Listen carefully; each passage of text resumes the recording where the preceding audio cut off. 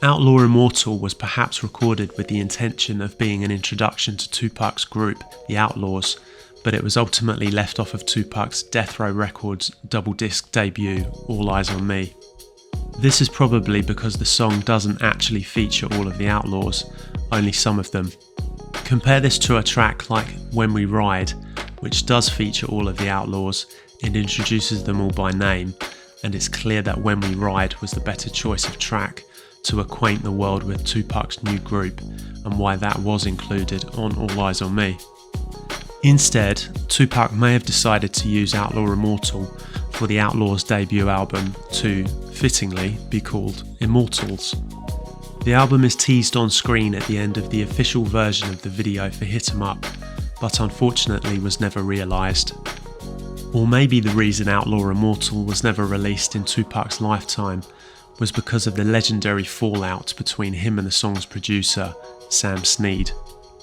Whatever the reason, it's a shame it didn't see the light of day because it's a solid track.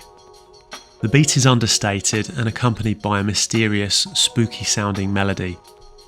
Tupac has the opening verse and, interestingly, starts it with the same two bars that he uses to begin Can't See Me, the first track on disc 2 of All Eyez on Me.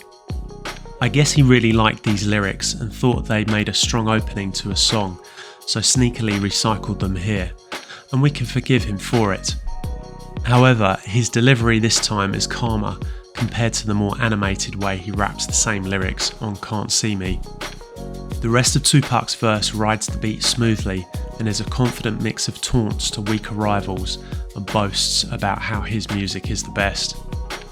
He references Trade in War Stories, another track on All Eyez on Me, which shows the recording of that album was very much fresh in his mind at the time he recorded Outlaw Immortal.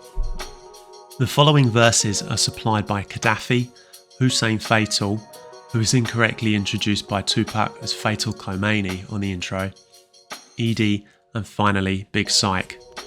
Hussein Fatal and Kadafi trade verses fluidly as the duo Fatal and Felony, giving us a tantalising taste of what a Fatal and Felony album may have sounded like, a plan Tupac had for the two of them later on down the line. Re-listening to this track made me think that Edie is perhaps influenced by Bone Thugs and Harmony's rapping style because he raps in a rapid-fire fashion similar to them on this track. Big Syke, rapping under his outlaw alias Mussolini, sometimes struggles to stay in time with the beat and has to rush to finish some of his lines before the next snare hits. However, he tries his hand at some alliteration to good effect, especially using the letters C and T. Lyrics website Genius.com claims Outlaw Immortal was produced by Dr. Dre and the aforementioned Sam Snead. I'm not convinced Dre had a hand in this track because it doesn't sound like his production to me. However, I think it does sound like Sam Snead's work, hence I'm chalking up production to him. The track received an unofficial release in 2010, listed as simply Immortal, on Australian label Zelon Entertainment's imagining of the unfinished One Nation album, but it has never received an official release. If you've not heard it yet, give it a listen, link in the description below, then drop me a comment to let me know what you think.